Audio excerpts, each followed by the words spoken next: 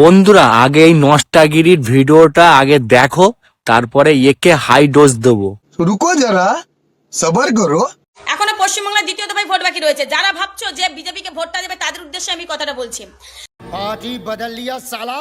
সোন মাগ মারানি ল্যান্ডে ফকির। যদি আপনি সোশ্যাল মিডিয়াতে আমার ভিডিওটা দেখে থাকেন, আপনাকেই বলছি, আপনাকে আমার নতমস্তকে প্রণাম।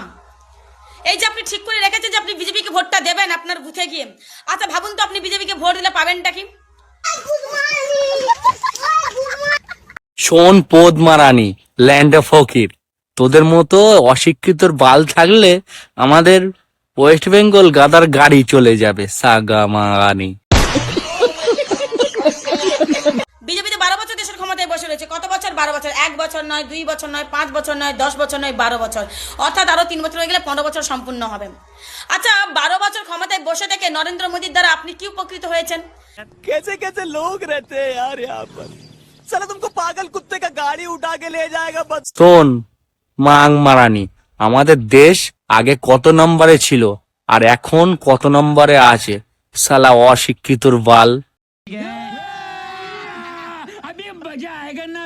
এবার আপনি বলবেন যে বিজেপি ক্ষমতায় এলে আমরা হিন্দুত্ব রক্ষা করতে পারবো। আচ্ছা হিন্দু বিপদে আছে এই কথাটা কে বলেছে তোমাদেরকে? কে বলেছে? বরং বলো যে বিজেপি দেশের ক্ষমতায় বসে থেকে হিন্দুদেরকে বিপদে ফেলে দিয়েছে। সোন পোদ মারানি হিন্দু খাত্রে মে, সেটা শুধু আমাদের ওয়েস্ট বেঙ্গলে, আর কোথাও নেই। শালা পোদ মারানি।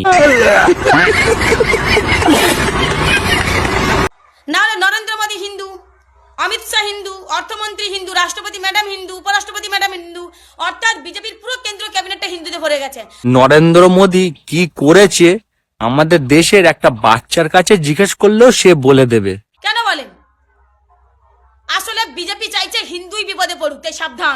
সোন পোদ মারানি, এতদিন তো চেটে চেটে তোর তো হয়ে গেছে, বলছি কি এবার একটু ভালো হ, না তো এরম ভুলভাল করে আমাদের দেশের প্রধানমন্ত্রীর নামে উল্টো পাল্টা বলিস না, না তো দেশের জনগণ না তোর বাড়ি গিয়ে পুরো মাগ মারিয়ে দিয়ে আসবে।